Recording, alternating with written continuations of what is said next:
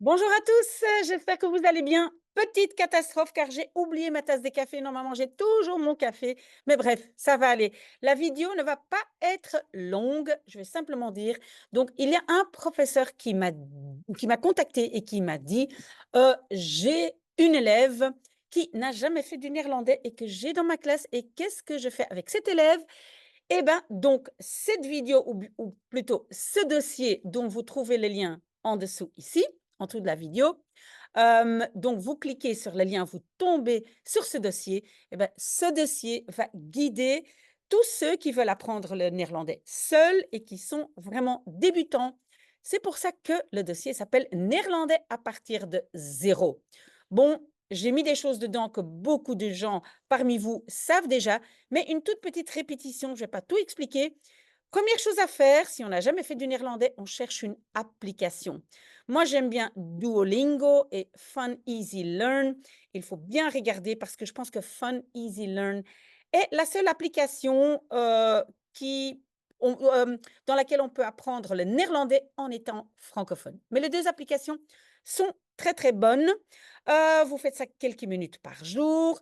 Puis évidemment, YouTube, hein, il y a cette chaîne YouTube qui va vous aider à gérer votre propre apprentissage. Pardon, c'est parce que je n'ai pas mon café que je bégaye un tout petit peu. Voilà, ici donc le lien vers ma chaîne YouTube.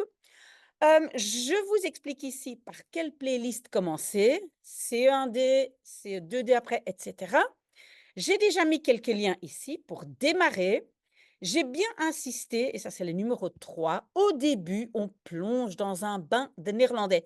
Ça veut dire quoi? Au début, on ne s'inquiète pas trop. Il y a des mots, des structures, etc. Je ne comprends pas tout, je ne m'inquiète pas pour la conjugaison, etc. C'est simplement, euh, je découvre cette langue, et dans ce cas-ci, le néerlandais, mais ça peut être une autre langue. D'accord? Donc, vous ne vous inquiétez pas trop. Vous notez des mots, vous écoutez, etc., mais vous n'êtes pas trop inquiet.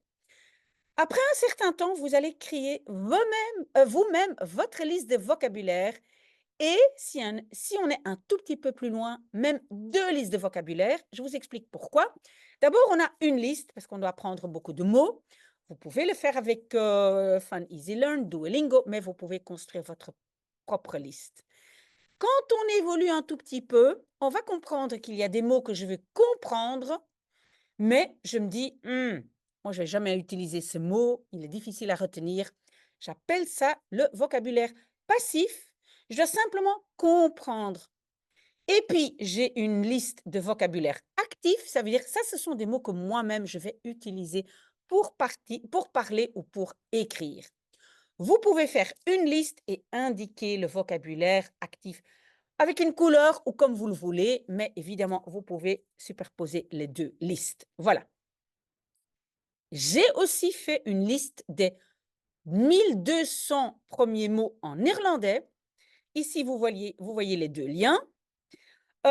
Quizlet et WoFlash, deux applications gratuites, mais en fait, les listes sont un peu longues pour être efficaces. Il y a 1200 mots dans un Quizlet et 1200 mots dans un WoFlash, mais si vous connaissez ces mots, normalement, vous êtes à un niveau qui correspond à la fin de quatrième secondaire. Donc, dans certaines écoles, il y a le CE2D.